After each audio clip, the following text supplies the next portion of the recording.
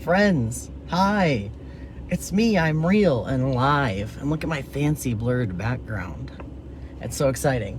I need the first person who hops on here, which it's kind of early in the morning, so I wouldn't blame people if they didn't hop on right away. But if you do happen to hop on and see this, can you shoot me a message and let me know if you can hear me? I'm going through my car, but I turned off my Bluetooth, and I just want to make sure people can hear me before I talk for a bunch of time. And then no one can hear me, because that's happened more times than you might realize. It's happened way more times than you might realize, and it's very disheartening to get to the end of 20 minutes and then oops, there's no sound. So if you can hear this, just let me know. That would be super, super dope. So it's been a while since I have been on. And what's kind of funny is that I was blocked for a little while for sharing a meme with a former serial killer who may or may not have eaten people, which I'm trying to say this without saying this if you're following me here. But you can hear me, yay. I was blocked from going live on Facebook for a while, so that was a bummer. But I'm back, and I have lots of cool conversations coming up. Some conversations about Native American stuff that's been going on in pop culture. But I wanted to share a thought from my school life with you folks. It's been a while, and I ran across something real cool. So I'm in a class called LGBTQIA religiosity. Basically, it's about LGBTQ spiritualities across the board, from an interfaith perspective as well. Just connecting the idea of LGBTQ studies and religious studies. This week, we're reading selections from a book called No Tea, No Shade, and the subtitle is New Writings in Black Queer Studies. So Black Queer Studies has really only existed as a specific definition since the 2000-2005 range, which it talks about in here. This is a collection of essays about like I said, black queer studies, so connecting blackness and queerness and putting them in conversation. But something really, really, really, really good came up in one of my last readings today, which I've been up since 6:30 reading, so I've got plenty of ideas percolating at this point. But I wanted to share this with you folks because I found it was so beneficial, and it's playing, hi Nancy, it's playing a big role in definitely politics in Olean, but I think also in our national discourse. And so, like you saw in the title, I put in there what is it? Civil discourse, the difference between civil discourse and blatantly supporting white supremacy, because I see a lot in popular media, on the news, on Facebook, which is the source of the news for some people, but all over the place I see this emphasis. It was a reaction, right, to all the things that happened with George Floyd and the Black Lives Matter movement, and it was this idea of policing the way that people respond to oppression. And so a very great way to sort of downplay people's protesting for their own individual rights and liberties and communal freedom, a way that people have been downplaying the need for social justice is to call themselves advocates for civil discourse, or people who just believe we should be able to talk to people. Well, that's totally fine. I think communication is necessary, but I think right now a whole lot of people are hiding behind this shield of civil discourse, and they're saying things like, how am I racist when you're the one that's always talking about race, right? I've received that more times than I can count. I'm creating the division by talking about the racism that exists in our world. And I think that's absolute lunacy. That's like saying you created the situation because you talked about it. No. I'm just talking about something that was pre-existing. And it's really been bothering me because people want to hinge their whole reputations, their whole credibility. They want to hinge political careers on the fact that they can have civil discourse. But what that civil discourse means is not actually talking about things that are challenging. And it's specifically, right now what we're seeing is we're not going to actually talk about white supremacy because if we talk about it, it exists. The act of talking, it makes it, which I think is wild. The act of talking about injustice is not generative, right? It doesn't generate the injustice. It's just simply recounting what's already happening. It's like journalism. Journalists don't go out and write stuff and then it happens, they go out and see stuff that's happening, they write about it, right?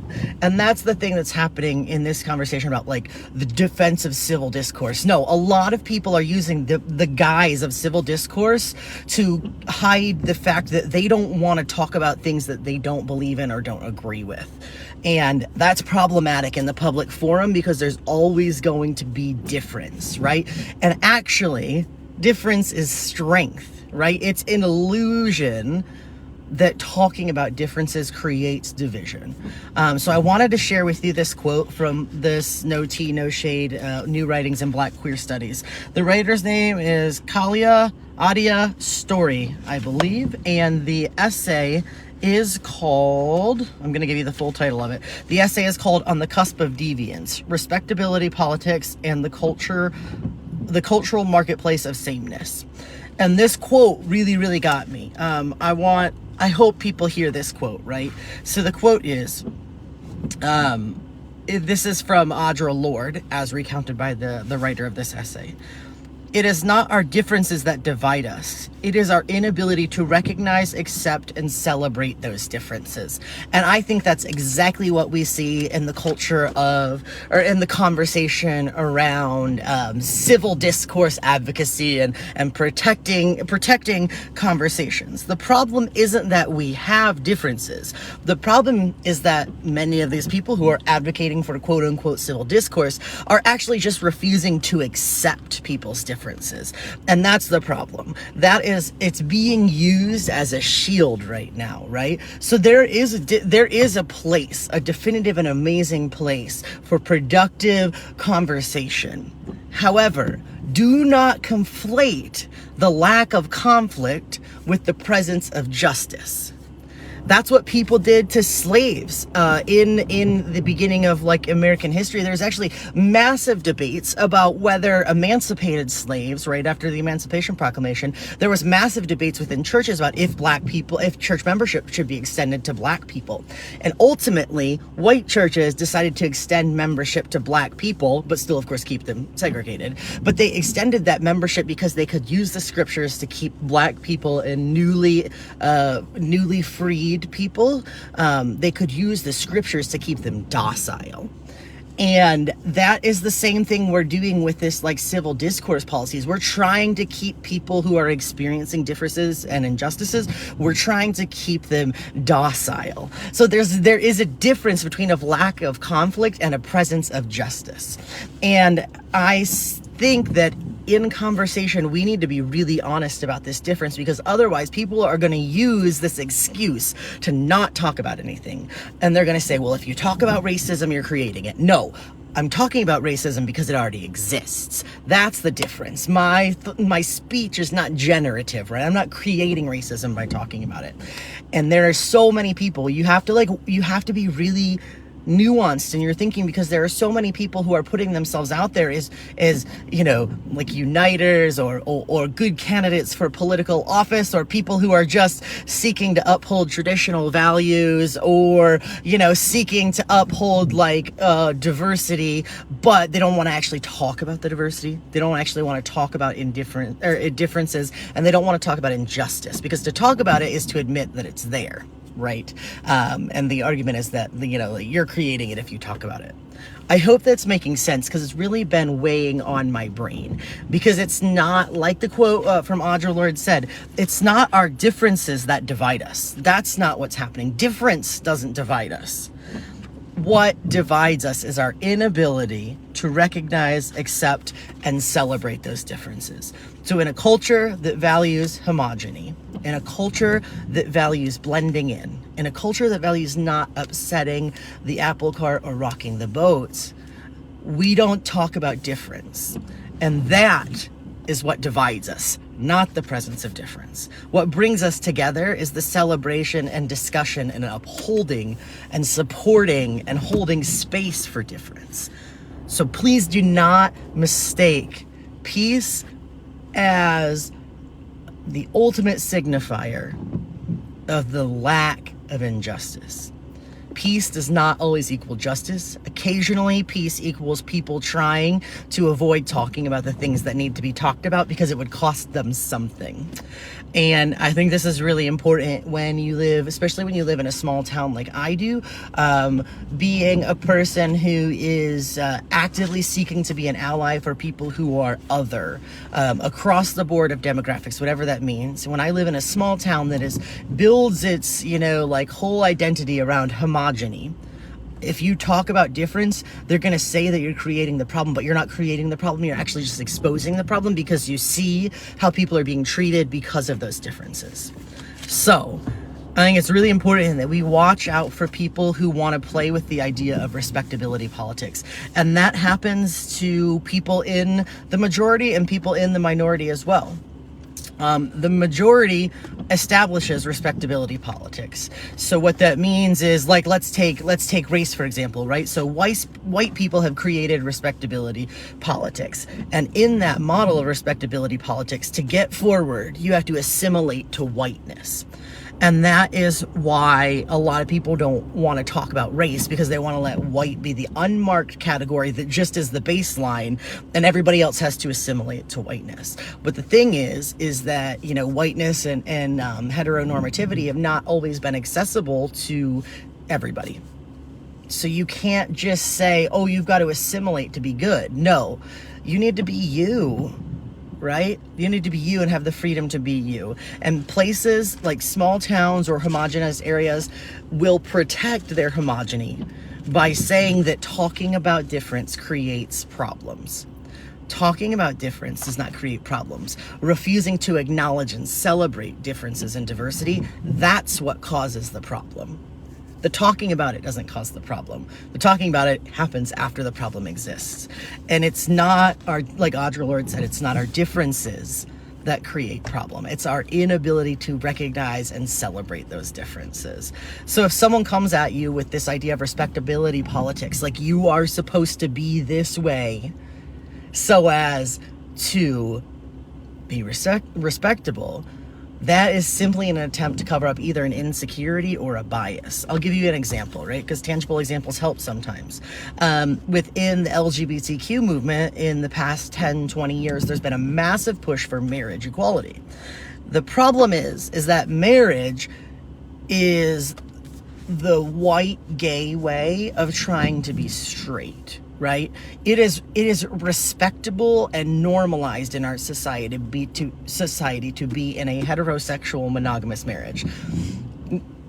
A lot of people don't stick to that, but if you're in a monogamous heterosexual marriage, you are valid in the eyes of the law. And so for a lot of white queer people, the way to make themselves valid was to get married. But the thing is that institution of marriage is just an assimilation to whiteness. It's just an assimilation to heterosexuality. It's not necessarily because it's the best. It's because people who are othered are trying to appear in the center instead of the margins. And those sort of respectability politics, right? They overlook the fact that Black queer people have an entirely different history. And marriage, in a lot of ways, was not beneficial for Black people for a while. It was a tool of imperial control. And so respectability politics and civil discourse are these ways to kind of force assimilation.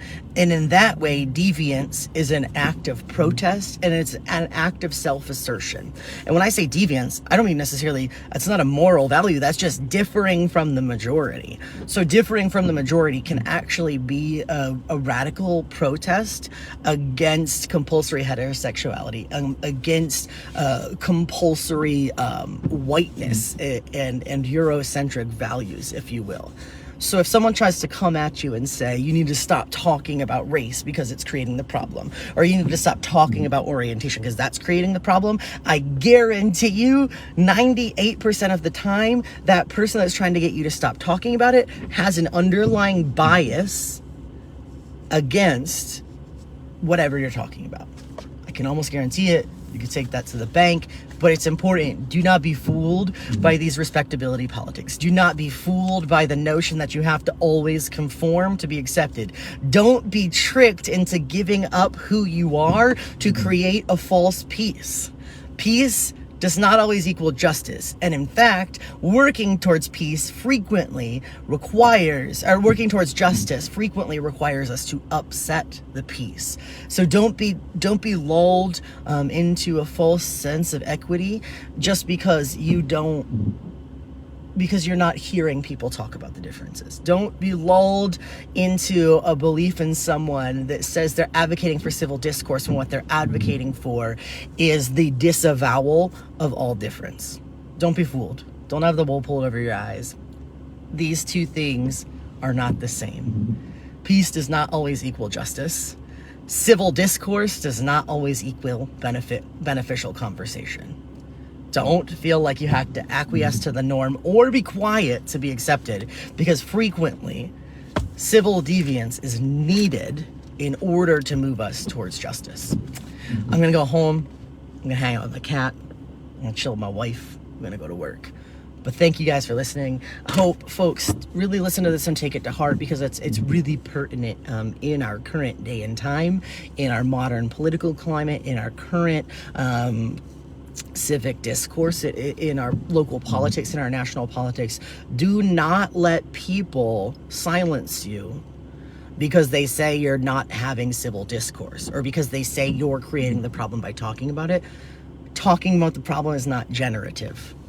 It's a step towards being restorative. Thank you so much, friends. Talk to you later. Bye.